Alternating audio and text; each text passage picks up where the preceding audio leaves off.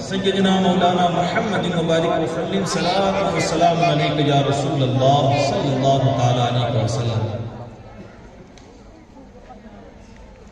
اللہ تبارک و تعالی کلام پاک میں ارشاد فرماتا ہے وما خلقت الجن والانس الا لیعبدون۔ اس کا آسان سا مفہوم یہ ہے کہ اللہ تبارک و تعالیٰ نے مجھے، اللہ نے آپ کو، سارے انسانوں کو اور سارے جناتوں کو اپنی عبادت کے لیے پیدا کیا ہے۔ یوں سمجھتے چلیے کہ ایک انسان جب اس دنیا میں قدم رکھتا ہے، چھوٹی سی دنیا سے نکل کر کے اس دنیا میں جب وہ تشریف لاتا ہے اور اس کے سامنے نئے نئے چہرے آتے ہیں، نئی نئی تصویریں آتی ہیں، تو اس کے ذہن میں سوالات گھومنے لگتے ہیں۔ جیسے جیسے لوگ آتے ہیں اس کے ذہن میں اور سوالات بڑھتے ہیں، یہ کون ہے، یہ کیا ہے، یہ کیوں ہے۔ جیسے جیسے وہ بڑا ہوتا ہے اس کے سوالوں کے جواب اسے ملنے لگتے ہیں۔ جب وہ تھوڑا بڑا ہوتا ہے اسے بتایا جاتا ہے یہ تیری ماں ہے، یہ تیرا باپ ہے، یہ نانا نانی ہے، یہ دادا دادی ہے، یہ چاچا چاچی، یہ ماما مامی۔ اسے اپنے سوالوں کے جواب ملنے لگتے ہیں۔ اور بڑا ہوتا ہے اسے بتایا جاتا ہے یہ الف ہے، یہ با ہے، یہ تا ہے، یہ تا ہے۔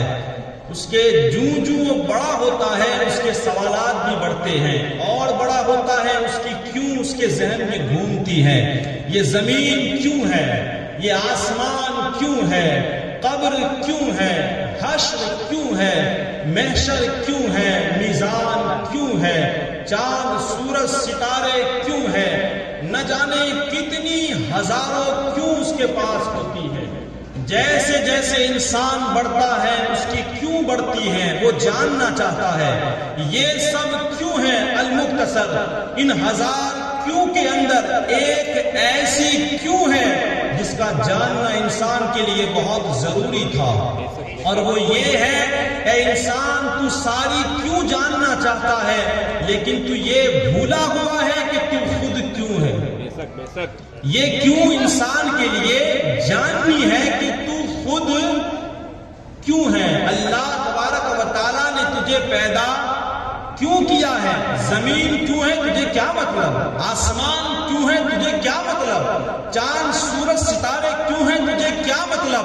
تیرے سمجھنے کی چیز تو یہ تھی کہ تو یہ سوچتا کہ میں کیوں ہوں۔ میری بات آپ کو سمجھ میں آ رہی ہے؟ شیطان بڑا ہوشیار ہے، اس نے کیا کیا؟ بہکانے کے لیے یہ بہت اچھی چال چلی کہ چلو انسان کو ہزاروں کیوں کے اندر پھنسا دو، تاکہ جو اصل کیوں ہے اس کو جاننے سے پہلے انسان خود ہی مر جائے اور اس کو پتہ ہی نہ چلے کہ وہ خود کیوں ہے۔ اس نے بے شمار دنیا کی کیوں کے اندر انسان کو پھنسا دیا۔ اگر 50 سے زیادہ اگر وہ کیوں جان بھی لے گا تو ڈاکٹر بنے گا، وکیل بنے گا، انجینئر بنے گا، پروفیسر بنے گا، افلاطون بنے گا، جالینوس بنے گا، سقراط مقراط بقراط بنے گا، لیکن مومن نہیں بن سکتا۔ مومن نہیں بن سکتا۔ دنیا کی آپ کتنی ہی کیوں کو جان لو اس سے آپ مومن نہیں بن سکتے۔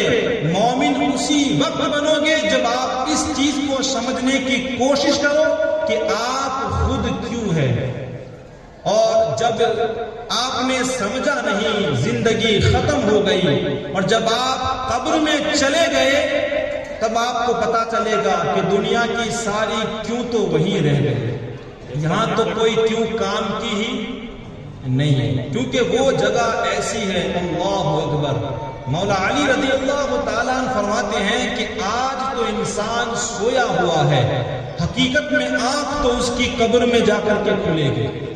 یہ وہ جگہ ہے۔ ہم آج جتنی تیاری کرنا چاہے اتنی کر سکتے ہیں، لیکن مرنے کے بعد ہمیں ایک نیکی کرنے کی مہلت نہیں دی جائے گی۔ حضرت عثمان غنی رضی اللہ تعالیٰ آپ اپنی قبر کو یاد کر کے بہت رویا کرتے تھے۔ لوگ آپ سے پوچھتے کہ آپ دوسری باتوں میں اتنا نہیں روتے جتنا قبر کے اوپر رویا کرتے ہیں، تو آپ ارشاد فرماتے ہیں یہ ایسی منزل ہے آخرت کی، اگر اس منزل میں بندہ کامیاب ہو گیا تو بعد والی ساری منزلیں اس کے لیے آسان ہیں۔ آج ہمارے پاس بہت وقت ہے، قبر کو ہم اور آپ کیا سمجھے؟ توجہ کیجئے گا اس بات کے اوپر کہ عائشہ صدیقہ رضی اللہ تعالی عنہ فرماتی ہیں کہ میں قبر کے عذاب سے ناواقف تھی، میں قبر کے عذاب سے واقف نہیں تھی۔ ایک یہودی عورت میرے پاس آئی اور آنے کے بعد مجھ سے کچھ خیرات مانگی، تو میں نے اسے خیرات عطا فرمائی۔ اس کے بعد وہ جاتے جاتے اس نے یہ کہا کہ اللہ تبارک و تعالی تمہیں عذاب قبر سے اپنی پناہ میں رکھے۔ آپ فرماتی ہیں کہ وہ یہودی تھی، ان کے بے شمار قول باطل ہے، میں سمجھا کہ یہ قول بھی ایسے ہی ہے، قبر میں ایسا کچھ ہوتا نہیں ہے۔ آپ فرماتی ہیں کہ تھوڑی دیر کے بعد اللہ کے پیارے رسول صلی اللہ تعالی علیہ وسلم تشریف لائے، تو میں نے حضور صلی اللہ تعالی علیہ وسلم سے پوچھا کہ یا رسول اللہ صلی اللہ علیہ وسلم، آقا ایک یہودی عورت آئی تھی، اس نے ایسا کہا کہ اللہ تعالی قبر کے عذاب سے تمہیں بچائے، اپنی پناہ میں رکھے، کیا یا رسول اللہ یہ بات سچ ہے؟ تو اللہ کے رسول صلی اللہ علیہ وسلم نے ارشاد فرمایا کہ ہاں اے عائشہ، قبر کا عذاب یہ حق ہے، قبر کا عذاب یہ حق ہے، ہر مسلمان کو چاہیے سنے اللہ کے رسول کے جملے۔ آقا کریم صلی اللہ علیہ وسلم ارشاد فرماتے ہیں کہ ہر مسلمان کو چاہیے کہ وہ قبر کے عذاب سے اللہ تبارک و تعالیٰ کی پناہ مانگے۔ اسی لیے تو آج ہم نمازوں میں اکثر یہ دعا کیا کرتے ہیں، اللہم ربنا آتنا فی الدنیا حسنۃ وفی الآخرۃ حسنۃ وقنا عذاب النار وقنا عذاب القبر۔ اے اللہ ہم سب کو عذاب قبر سے بچا۔ اللہ کے پیارے رسول فرماتے ہیں ہر مسلمان پر واجب ہے، ضروری ہے کہ وہ قبر کے عذاب سے اللہ تبارک و تعالیٰ کی پناہ مانگے، اور جتنا ہو سکے قبر کی تیاری کرنے کی کوشش کرے، جتنا ہو سکے قبر کی تیاری کرے، اس لیے کہ وہاں جانے کے بعد اگر بندہ چاہے گا پھر بھی اس کو ایک نیکی کرنے کا بھی موقع نہیں ملے گا۔ اگر وہ چاہے گا کہ اللہ بس اتنی مہلت دے کہ 2 رکعت نماز پڑھی جائے، لیکن اتنی مہلت بھی اسے نہیں ملے گی۔ وہ چاہے گا بس ایک نیکی، یا اللہ ایک نیکی کروں، اپنی زبان سے صرف لا الہ الا اللہ محمد رسول اللہ صلی اللہ تعالی علیہ وسلم کہوں، لیکن اتنی مہلت بھی نہیں ملے گی۔ یاد رکھو ہمارا رب بڑا کریم ہے، بڑا رحیم ہے، آج بھی توبہ کا در کھلا ہے، اس کی رحمت کا در کھلا ہے، لیکن مرنے کے بعد وہ نہیں مانے گا۔ آج اس کی دہلیز پر جا کر انسان اگر اپنا سر ٹیک دیتا ہے، وہ بڑا کریم ہے، اس کی رحمت تو بار بار ہمیں پکارتی ہے، یا ایھا الناس یا ایھا الانسان ما غرک بربک الکریم، اے انسان تو لوٹ آ، تیرا رب کریم ہے۔ لیکن قبر میں جانے کے بعد وہ نہیں مانے گا۔ آپ نے وہ سنا ہوگا کہ ایک بابا بازار میں کھڑے کھڑے رو رہا تھا، ایک بادشاہ کا گزر جب وہاں سے ہوا تو بادشاہ نے اس بابا سے پوچھا کہ اے بابا جی کیوں روتے ہو، کیا مسئلہ ہے؟ تو بابا جی نے کہا کہ میں یہاں سے گزر رہا تھا، میں نے اپنا پروگرام بنایا کہ چلو ان کی اور اللہ تبارک و تعالیٰ کی صلح کرا دوں۔ تو بادشاہ نے کہا کہ کیا صلح ہو گئی؟ تو وہ بابا جی کہتے ہیں کہ نہیں، وہ تو مانتا ہے لیکن یہ نہیں مانتے، وہ تو سارے بولے وہ تو مانتا ہے لیکن یہ نہیں مانتے، وہ تو کہتا ہے میری دہلیز پر لیا ایک آنسو کا قطرہ بہائے گا میں اس کے سارے گناہوں کو معاف فرما دوں گا، وہ تو کہتا ہے ایک سجدہ کرے گا میں اس کے گناہ ہی مٹاؤں گا نہیں نہیں بلکہ اس کو نیکیوں میں تبدیل کر دوں گا۔ وہ مانتا ہے لیکن یہ نہیں مانتے۔ دوسرے دن وہی بابا قبرستان میں رو رہا تھا۔ بادشاہ کا گزر جب قبرستان کے پاس سے ہوا تو بادشاہ نے کہا کہ بھئی آج کیا معاملہ ہے؟ کبھی بازار میں رو رہے ہو، کبھی قبرستان میں روتے ہو، آج کیا مسئلہ ہے؟ تو بابا جی نے کہا کہ بس وہی کل والی بات، آج میں نے پروگرام بنایا کہ چلو ان کی اور اللہ کی صلح کرا دوں۔ کہاں صلح ہو گئی؟ تو بابا جی روتے ہوئے کہتے ہیں کہ آج یہ مانتے ہیں لیکن اللہ نہیں مانتا۔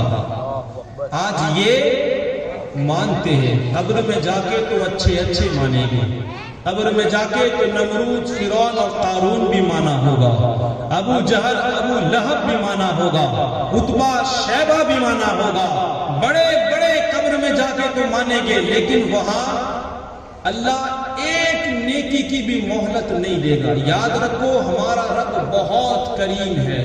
میں کس بات کو پیش کروں کہ وہ کتنا کریم اور کتنا رحیم ہے۔ حضرت موسیٰ علیہ نبینا علیہ الصلوۃ والسلام کے زمانے کی ایک بات پیش کرتا ہوں۔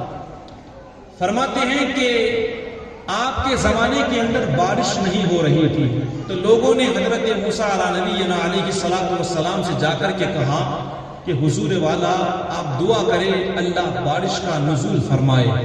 تو حضرت موسیٰ علیہ الصلوۃ والسلام بے شمار لوگوں کو لے کر کے میدان میں نکلتے ہیں اور دعائیں کرتے ہیں، یا اللہ تو بارش کا نزول فرما، تو کریم ہے، رحیم ہے۔ جب بار بار دعا کی گئی لیکن بارش نہیں ہوئی، حضرت موسیٰ علیہ نبینا علیہ الصلوۃ والسلام نے اللہ کی بارگاہ میں کہا کہ اے مالک کیا وجہ ہے، بارش کیوں نہیں ہوتی؟ تو اللہ تبارک و تعالیٰ کی طرف سے آواز آئی کہ اے موسیٰ، جو لوگ دعا کے اندر شامل ہیں، جو لوگ مجمع میں بیٹھے ہوئے ہیں، اس میں ایک ایسا بندہ ہے جو بڑا گنہگار ہے، بڑا خطا کار ہے، آپ اعلان کرو کہ وہ بندہ یہاں سے نکل جائے، یہاں سے وہ بندہ نکل جائے، وہ نکلے گا تو بارش کا نزول ہوگا۔ اسی کی وجہ سے بارش رکی ہوئی ہے، وہ بڑا گنہگار، بڑا خطا کار ہے۔ حضرت موسیٰ علیہ نبینا علیہ الصلوۃ والسلام نے مجمع میں اعلان کیا، وہ انسان جو خود جانتا ہے کہ بڑا گنہگار خطا کار ہے وہ مجمع سے نکل جائے۔ جب کوئی نہ نکلا تو آپ نے ارشاد فرمایا میں پھر کہتا ہوں کہ وہ نکل جائے، اگر نہیں نکلے گا تو میں اللہ تبارک و تعالیٰ سے اس کا نام پوچھ کر نکال دوں گا۔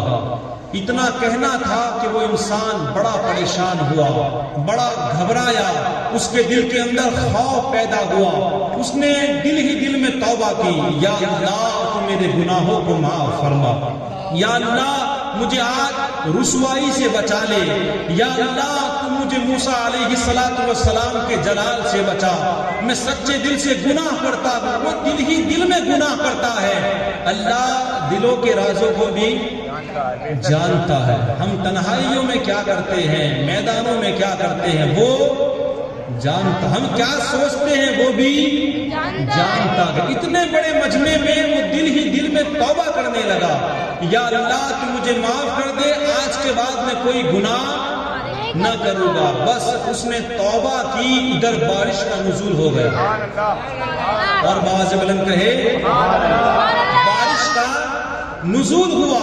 تو حضرت موسیٰ علیہ الصلوۃ والسلام کو بڑا تعجب ہوا، آپ نے اللہ کی بارگاہ میں کہا کہ اے مالک ان مجمع میں سے تو کوئی بھی نہیں نکلا، ابھی تو کوئی نکلا ہی نہیں، تو بارش کیسے نازل ہوئی؟ تو اللہ تبارک و تعالیٰ کی طرف سے آواز آئی کہ اے موسیٰ، جس بندے کے لیے بارش نہیں ہو رہی تھی اسی بندے کے صدقے میں میں نے بارش کا نزول فرمایا، اس لیے کہ اس نے سچے دل سے توبہ کی ہے۔ حضرت موسیٰ علیہ نبینا علیہ الصلوۃ والسلام نے کہا یا اللہ میرا دل چاہتا ہے کہ میں بھی اس بندے کی ملاقات کروں، میں بھی اس بندے کی، اب دیکھیں اللہ کتنا کریم ہے اور کتنا رحیم ہے۔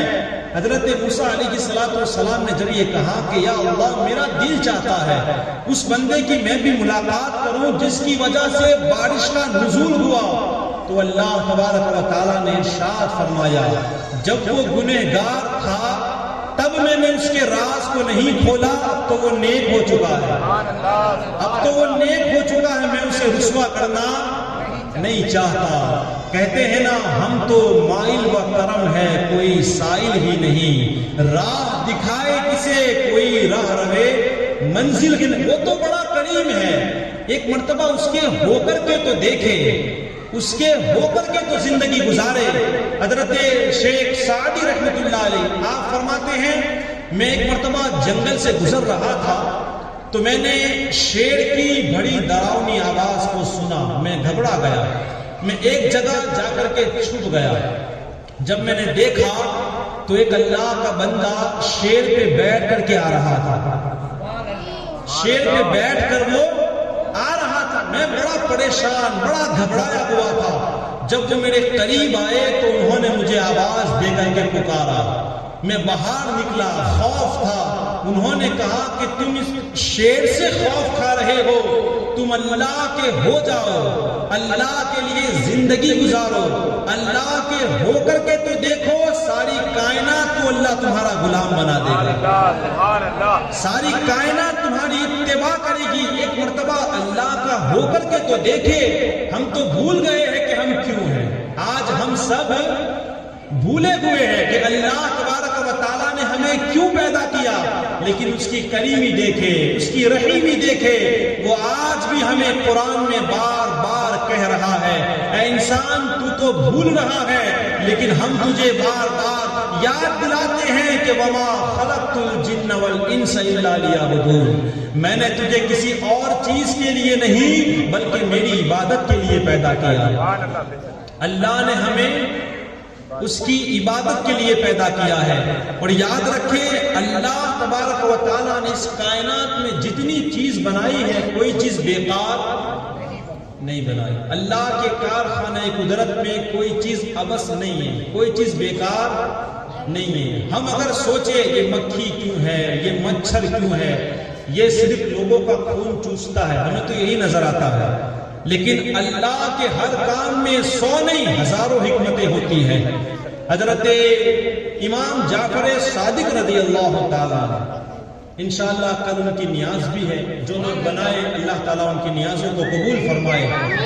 آپ ایک مرتبہ خلیفہ منصور کے ساتھ باتیں کر رہے تھے، تو باتیں کرتے کرتے اس خلیفہ منصور کے منہ پہ بار بار مکھی بیٹھ رہی تھی، بار بار مکھی اسے پریشان کر رہی تھی۔ تو خلیفہ منصور نے کہا کہ نہ جانے اللہ نے اسے کیوں پیدا فرمایا ہے، کیا ضرورت تھی اس کی؟ تو حضرت امام جعفر صادق رضی اللہ تعالیٰ عنہ فرماتے ہیں کہ متکبروں کو اور غروروں کو ذلیل کرنے کے لیے اسے پیدا فرمایا ہے، تاکہ تکبر کرنے والوں کو یہ ذلیل کرے۔ اللہ کے ہر کام میں حکمت ہے، ہمیں سمجھ میں آئے کہ نہ آئے۔ کچھ لوگ ہوتے ہیں نا جنہیں اللہ کے کام میں بھی نقصان دکھائی دیتے ہیں۔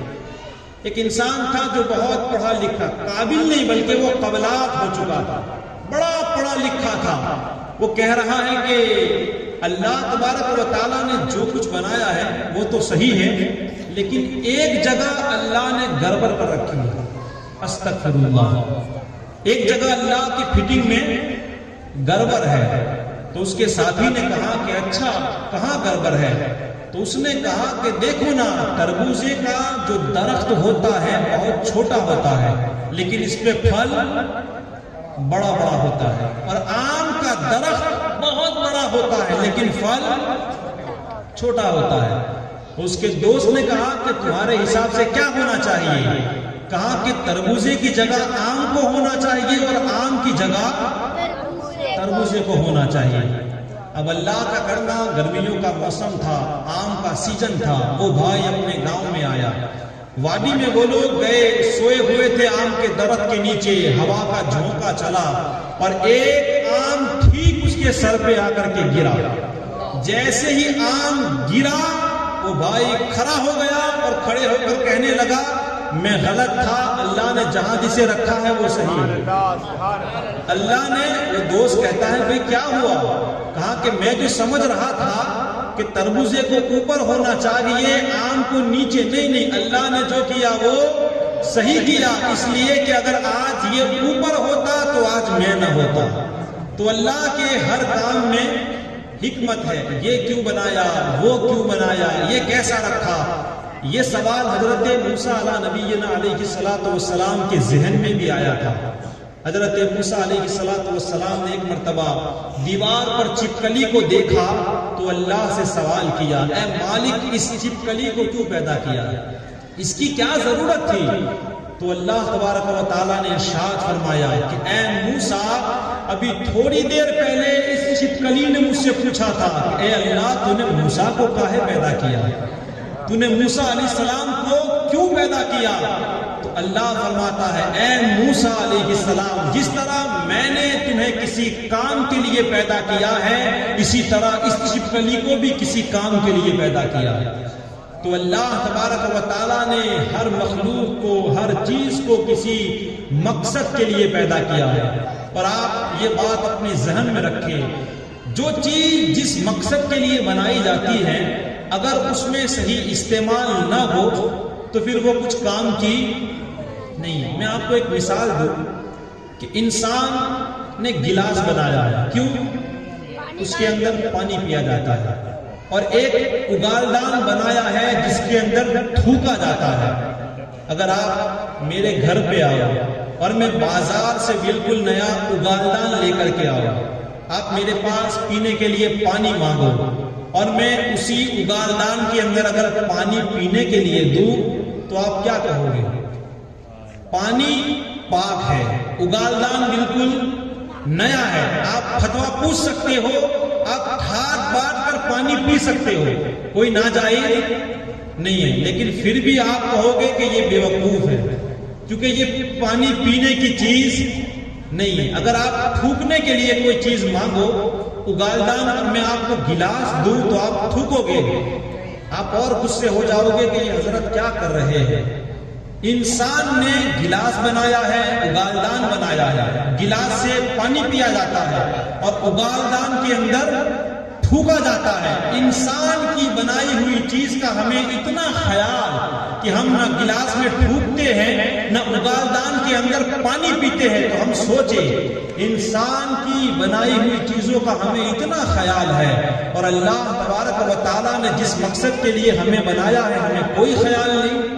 اللہ نے ہمیں عبادت کے لیے بنایا ہے، ہمیں اس کی کوئی پرواہ نہیں۔ اگر آج ہم عبادت نہیں کرتے تو یہ ٹھیک ایسا ہی ہے کہ ہم نے گلاس میں تھوکا ہے اور اگالدان کے اندر پانی پیا ہے، یہ ٹھیک ایسے ہی ہے۔ تو آپ یقین رکھیں اللہ تبارک و تعالیٰ نے مجھے آپ کو اس کی عبادت کے لیے پیدا کیا۔ ہو سکتا ہے کہ کسی کے ذہن میں یہ سوال پیدا ہو کہ جب اللہ نے عبادت کے لیے پیدا کیے ہیں تو کیا مسجد میں بیٹھ کر ہم صرف اللہ اللہ کرتے رہے، کیا نمازیں ہی پڑھتے رہے، کیا روزے پہ روزہ رکھا کرے، دکان پہ کون بیٹھے گا، نوکری پہ کون جائے گا، بال بچوں کو کون پالے گا، یہ سب کام کون کرے گا؟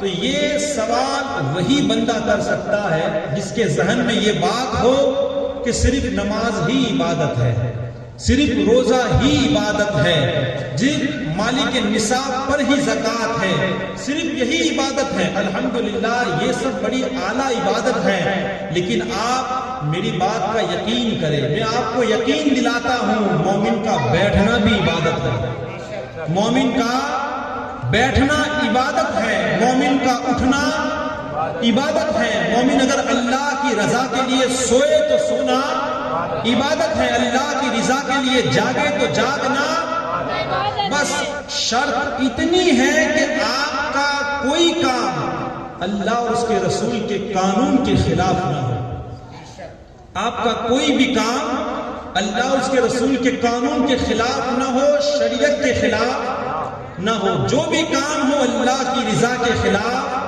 نہ ہو۔ اللہ کی رضا کے لیے اگر آپ سوئے تو سونا بھی عبادت، اور جاگتے ہیں تو جاگنا بھی عبادت۔ سمجھنے کے لیے میں ایک واقعہ پیش کرتا ہوں۔ ایک بزرگ تھے، ان کے ایک ساتھی پاس میں موجود تھے، تو اس بزرگ نے ایک پلیٹ کے اندر کھانا نکالا، اور کھانا نکالنے کے بعد اس انسان سے کہا کہ اس ندی کے پار ایک بزرگ رہتے ہیں، تو آپ جا کر کے یہ کھانا انہیں دے کر کے آؤ۔ انہیں کھانا دیا۔ اب راستے میں ندی تھی، رات کا وقت ہو چکا تھا۔ اس ساتھی نے کہا کہ حضرت رات ہو چکی ہے، ندی میں پانی ہے، کشتی نہیں ہے، میں کیسے جاؤں گا، میں سفر آگے کیسے کروں گا؟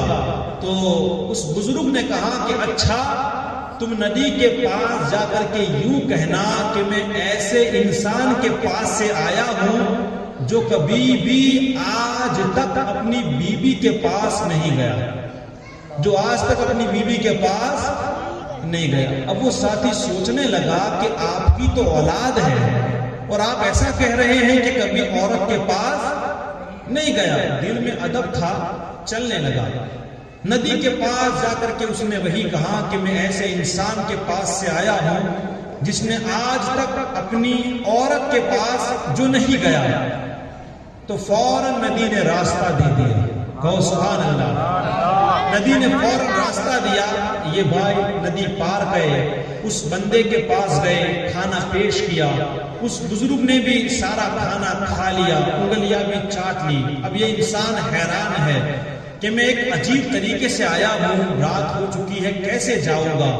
تو اس انسان نے اس بزرگ سے بھی کہا کہ حضور میں بڑے عجیب طریقے سے آیا ہوں، مجھے واپس جانا ہے، کوئی کشتی نہیں ہے، راستہ نہیں ہے، رات ہے، میں کیا کروں؟ تو یہ بزرگ کہتے ہیں اچھا ندی کے پاس جا کے یوں کہنا کہ میں ایسے انسان کے پاس سے آیا ہوں جس نے آج تک ایک لقمہ نہیں کھایا، جس نے آج تک ایک لقمہ، اب یہ اندر ہی اندر سوچ رہا ہے کہ میرے سامنے پوری پلیٹ کھائی ہے، انگلیاں بھی چاٹ لی ہے، اگر اندر جا کے کھاتے تو چلو اچھی بات ہے، باہر آ کے اگر یہ کہہ دے تو میں سمجھتا کہ نہیں کھایا ہوگا، لیکن میرے سامنے کھایا ہے۔ ادھر وہ کہہ رہے ہیں کہ بیوی کے پاس نہیں گئے، حالانکہ ان کی اولاد ہے، یہ کہہ رہے ہیں کہ ایک لقمہ نہیں کھایا، حالانکہ میرے سامنے کھایا ہے۔ لیکن ادب والا انسان تھا، سوال ذہن میں گھوم رہے تھے۔ وہ ندی کے پاس گیا اور جا کر کے کہا کہ اے ندی، میں ایسے انسان کے پاس سے آ رہا ہوں جس نے آج تک ایک لقمہ نہیں کھایا۔ اتنا سننا تھا کہ ندی نے راستہ، یہ انسان بڑا حیران ہے، بڑا پریشان ہے۔ وہ بزرگ کے پاس گیا، ہاتھ جوڑ کے کہنے لگا حضرت آخر راز کیا ہے، مجھے آپ سمجھائیں، میں بڑا پریشان ہوں۔ آپ کہہ رہے ہیں کبھی عورت کے پاس نہیں گیا، حالانکہ آپ کی تو اولاد ہے۔ وہ کہہ رہے ہیں ایک لقمہ نہیں کھایا، حالانکہ میرے سامنے پوری پلیٹ کھائی ہے۔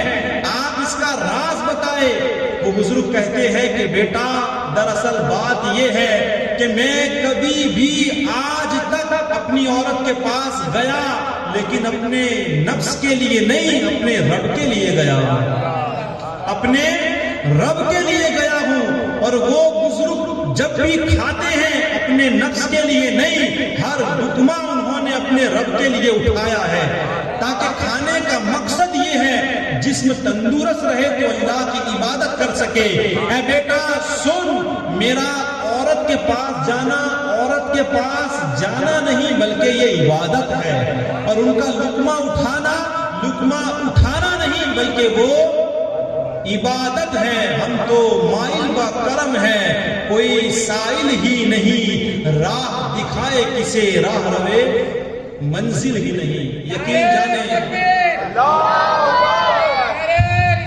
یا رسول اللہ، یقین جانے اللہ تبارک و تعالی بہت کریم ہے۔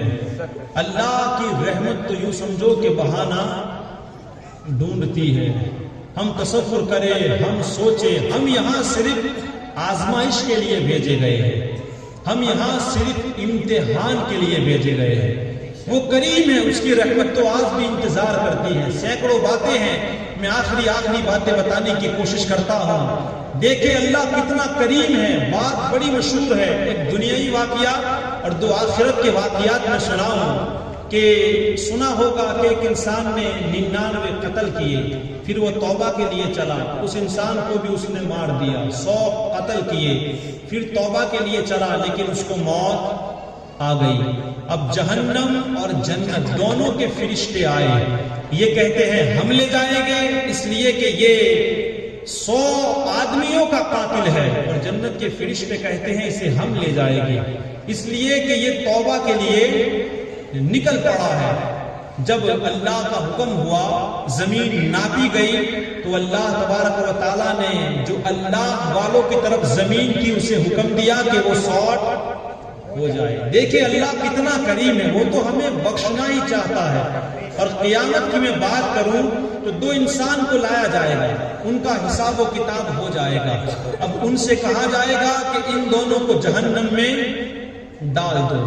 جب یہ حکم ہوگا تو ایک انسان دوڑتا ہوا جہنم کی طرف جائے گا اور دوسرا انسان دھیرے دھیرے جہنم کی طرف جائے گا اور بار بار اللہ کو دیکھے گا، بار بار اللہ کی طرف پلٹ پلٹ کر دیکھے گا. تو اللہ تبارک و تعالیٰ دونوں کو واپس بلائے گا. اس بندے سے کہے گا کہ میں نے تجھے جہنم میں جانے کا کہا تو خوشی خوشی دوڑتا ہوا جہنم کی طرف چل پڑا، آخر راز کیا ہے؟ تو اس نے کہا کہ یا اللہ پوری زندگی تیری نافرمانی کی ہے، پوری زندگی تیرے حکم کو میں نے نہیں مانا. آج تیرا آخری حکم ہے کہ جا تو جہنم میں چلا جا. میرے دل نے سوچا کہ آج تیرے حکم میں دیر نہ کروں اور جہنم میں چلا جاؤں، اس لیے میں بڑی تیزی کے ساتھ گیا.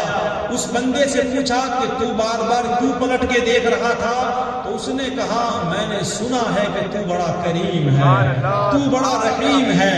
میں بار بار پلٹ کے اس لیے دیکھ رہا تھا کہیں اللہ کی رحمت تو مجھے نہیں پکار رہی، کہیں اللہ کی رحمت تو نہیں پکار رہی، اسی لیے بار بار دیکھتا ہوں. اللہ تبارک و تعالیٰ کی رحمت جوش میں آئے گی. اللہ فرمائے گا ان دونوں کو میں نے بخش دیے، انہیں جنت میں لے جاؤ.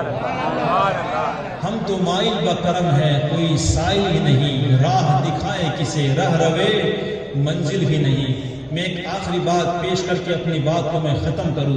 یارو اللہ تبارک و تعالیٰ نے یہ زندگی ہمیں عبادت کے لیے دی ہے، اور اگر ہم عبادت نہیں کرتے تو ہمارا مقام مرتبہ کیا ہے آپ جانتے ہو. جو مشین ہمارے گھر میں لائی گئی، واشنگ مشین ہو یا مکسچر ہو، اگر وہ بگڑ جائے اور بھنگار ہو جائے تو پھر اسے پھینک دیا جاتا ہے. اس کو آپ گھر میں رکھو گے، جب وہ بگڑ گیا ٹھیک نہیں ہو رہا ہے تو اسے آپ پھینک دو گے، اس کا مقصد ختم ہو گیا ہے.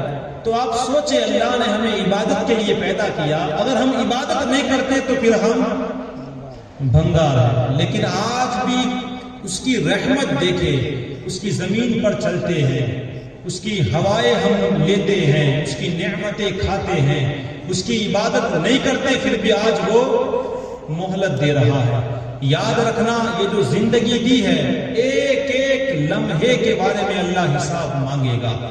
اللہ کے رسول صلی اللہ علیہ وسلم ارشاد فرماتے ہیں اللہ کے سامنے جب بندے کو کھڑا کیا جائے گا، جب تک اللہ 4 سوال نہیں پوچھ لیتا اس کے قدم کو وہاں سے ہٹنے نہیں دے گا.